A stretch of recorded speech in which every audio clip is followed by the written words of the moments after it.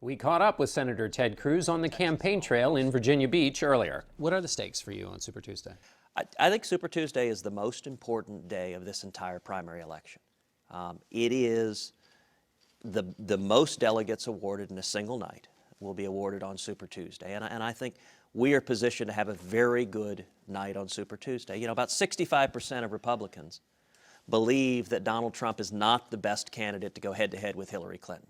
And we are the only campaign that has beaten Donald Trump, and we're the only candidate that can beat Donald Trump. If you look at the Super Tuesday states, we are running neck and neck with Donald in states all across Super Tuesday. And so it is my hope that all of the Republicans who recognize that nominating a candidate who agrees with Hillary Clinton on a host of issues, who has a very similar record, is not the path to victory. And if we come together, if conservatives stand together, we're going to have a great night on Tuesday. If they don't, is he unstoppable? Look, there is no doubt that if Donald steamrolls through Super Tuesday, wins everywhere with big margins, that he may well be unstoppable. I don't think that'll happen. But I think if you're at home and you don't want Donald Trump to be the Republican nominee, then the only candidate who can beat Donald is our campaign. And so I would encourage, even if you like another candidate, stand with us if you don't want Donald to be the nominee, because if and when we stop him on Super Tuesday, that's how we end up beating Donald and nominating a proven conservative, which is what it's going to take to beat Hillary. What did you make of Chris Christie endorsing Donald Trump? Oh, listen, I don't think that was a big surprise. I think it was a blow to the Rubio campaign. But at the end of the day, the Washington establishment is going to go where they're going to go. This really in Super Tuesday is a battle to determine where conservatives go. And you know, I think the debate this week was really some powerful moments of clarity. We saw that Donald Trump substantively has the same issues on issue after issue as Hillary Clinton. He agreed with Hillary Clinton on Libya, toppling the government in Libya. That led directly to Benghazi, led to handing that country over to radical Islamic terrorism. He agreed with Hillary Clinton supporting John Kerry. He agreed with Hillary Clinton on being, quote, neutral between Israel and the Palestinians. I'll tell you, as president, I'm not going to be neutral. America will stand unapologetically with Israel. And then on domestic policy, Donald Trump agreed with Barack Obama and Hillary Clinton on the Wall Street bailout, the TARP bailout of big banks.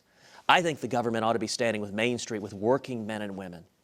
And then you put on top of that the ethical issues, whether it is refusing to release his taxes. And that's a real problem. Why is that a problem? Why is it a problem if he doesn't release his taxes? Well, he said in the debate, he said, gosh, I'm being audited for 2 years. Then he said 3 years. Then he said maybe 5 years. Listen, if there's a problem in his taxes, the voters have a right to know, because come September, October, the general election, folks in the media are going to make a heyday about any problems in his taxes. And I think primary voters have a right to know. And his excuse that he's being audited, look, that makes it even more important for him to release his taxes so the voters can see if there is, you know, Mitt Romney suggested there could be a bombshell there. I don't know if there is or not, but Donald is hiding them from the voters, and I think he owes candor to the voters. Speaking of candor, he said some pretty bracing things about you, and you say you still like him, and you say, how can that be the case? Oh, listen, Donald is a charming person. I mean, he can be fun. He can make you laugh. Charming things about you. But he can turn on you. I mean, just overnight, he can turn on you and get nasty and personal and vicious. But listen, I treat him as an entertainer. I laugh it off. It's like going to the circus and seeing the acrobats and the dancing bears. You know, he's willing to say things that are patently false. So, for example, at the debate this week, he backed off of his health care position for 20 years. For 20 years, he has agreed with Hillary Clinton and Bernie Sanders on socialized medicine, saying Obamacare doesn't go far enough. He wants the government to pay for everyone's health care and to control it. And, you know, he and I had a back and forth where I asked him, is it true or false that he said the government should pay for everyone's health care? He said it's false. Listen, within minutes, we put out a video just contrasting what he said there with video of him just a few months earlier saying exactly the opposite.